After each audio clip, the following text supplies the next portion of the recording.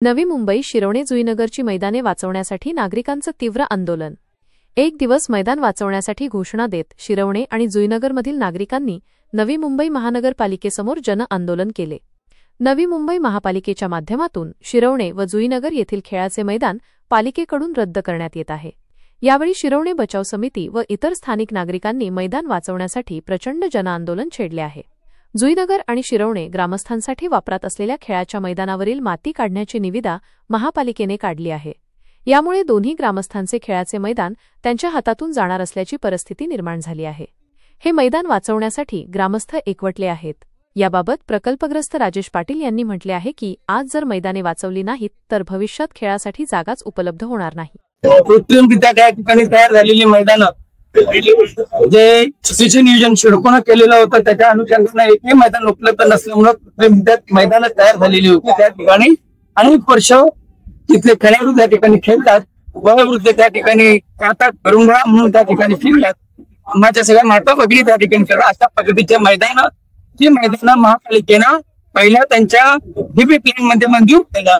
मंजुरीच्या नंतर तो अंतिम मंजुरी झाल्यानंतर शासनाच्या नगरविकास खात्याकडे दिल्याच्या नंतर महानगरपालिकेला स्वतंत्र सूचीपत्रक काढून सदरच्या त्या ठिकाणी असलेला मैदानाचा भूखंड हा होल्डिंग पॉईंट देण्यात यावा अशा पद्धतीचं आरक्षण रद्द करण्याचा घात त्या महापालिकेने केलेला आहे। एवढं पाप महापालिकेने केलेला आहे। हे मैदान आहेत, भविष्य आणि आताची गरज आहे, ही गरज ओळखून तरी त्यांनी त्या ठिकाणी अस्तित्व अजिबातच नसलेल्या सुविधा याचा विचार करून मैदानं ठेवलेली असताना रद्द करणं कितपत योग्य आहे।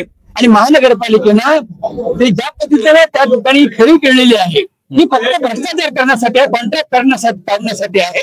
नाहीतर त्या ठिकाणी तुमच्या माहिती करता सांगतो, जर मैदानावरचा भराव काढायचा आहे मग 76 लाखाचं झाडं लावण्याचं टेंडर का काढलं?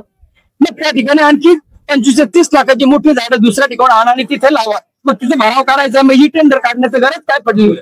तर 7-7 कोटीचा भराव काढायचं, त्या ठिकाणी मुलांना देशोधड लावायचं, हे काम धंदे महापालिकेचे आहेत का? म्हणजे महापालिकेची नैतिक जबाबदारी आहे। भविष्य काळामध्ये मैदानं तयार होणार नाहीत, मैदानं जी आता आहेत ती त्या ठिकाणी ठेवली गेली पाहिजेत। याचिका करताना त्या ठिकाणी अतिक्रमण काढण्याबाबतची आदेश पारित माननीय उच्च न्यायालयाने केलं होतं, परंतु भराव काढण्याचा नाही। मग अशा वेळेला त्या ठिकाणी अतिक्रमण मुक्त केल्यानंतर भराव काढण्याचं टेंडर काढण्याचं पाप ही महापालिका करते। महापालिकेने बाजू बांधायला पाहिजे। ही खेळाडूंची गरज आहे, ग्रामस्थांची गरज आहे, भविष्य काळामध्ये ह्या गोष्टींची गरज आहे। 12% प्रमाणे प्रॉपर्टीला परंतु 4.5% शिडकोने कट केलेत। मग त्या सोयी सुविधांसाठी आमचे केलेले 30% कमी केलेले भूखंड आहेत कुठे? हे महापालिकेने त्या ठिकाणी शासनाने आपल्या शिडकोला विचारला पाहिजे।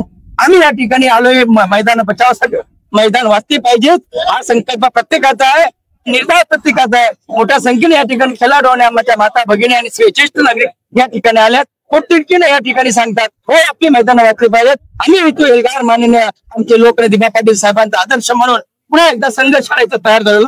मैदानी आमच्या हक्काचे म्हणजे मिळालीच पाहिजे। हो, सिडको पत्रव्यवहार सगळ्या झाल्या, शासनाकडे झाल्या, महापालिकेकडे झाले, खेळाडूंच्या माध्यमातून बचाव समिती मार्फत व्यवहार करतात। या संदर्भात आम्ही देखील आमचे खेळाडू देखील कोर्टात आहेत, त्याच्यामुळे आमच्या सगळ्या प्रोसेस त्या ठिकाणी सुरुवात, परंतु जेव्हा डोक्याच्या वर पाणी जातं त्यावेळी आमचा पर्याय नसतो आणि तो पर्याय हा एकच आहे, आमचा निर्धार मोर्चा।